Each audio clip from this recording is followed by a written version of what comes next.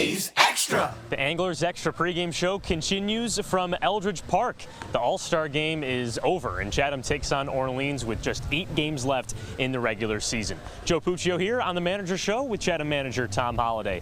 Tom, this is a pretty big game today, isn't it?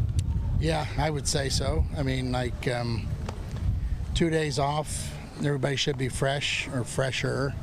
And the team right above us, and 8 games left. I mean, now every time we put our uniform on, it's do or die. When you're constructing a lineup and a pitching staff for games like these, how much more thought goes into it than potentially a game earlier in the season? I'll tell you what, yesterday, Caroline and I went over the last 3 or 4 games at every one of the teams that we play the rest of the season.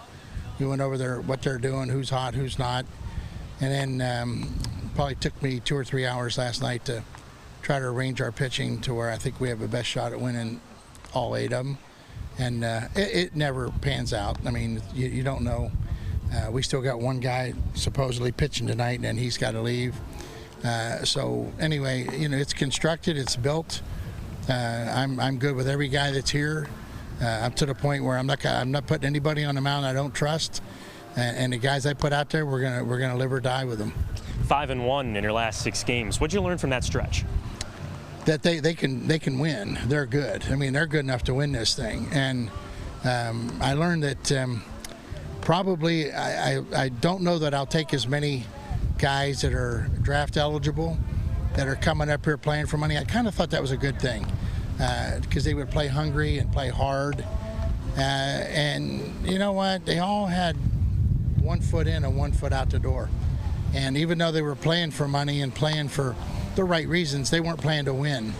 And the kids that are here right now, you got maybe 10 days. So you play to win. You have something now.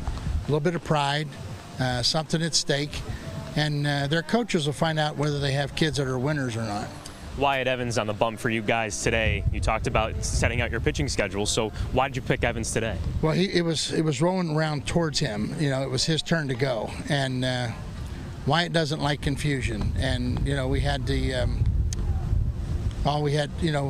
awkwardness one night, and so he bullpenned, and he was like trying to make sure his arm felt good, because the last time he pitched, he went like 5+.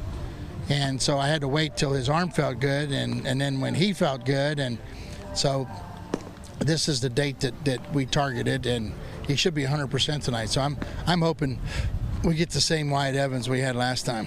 When you're just a point behind Orleans, does it change anything managing during the game for you? A little bit. Like if I get a lead tonight, I'm going to play defense, and and we're going to use whatever our bullpen is in it. We're going to use it. We're not going to hold anything back. And we have enough arms to do that the first 2 days of this 3-game series. This 3 games before we get another day off. And we're even covered after the day off with our starter. So, it's like, hey, just go win it, and instead of worrying about saving somebody for tomorrow, I'm not going to worry about that. I'm done with that. If a guy tells me his arm's good, he's going to pitch.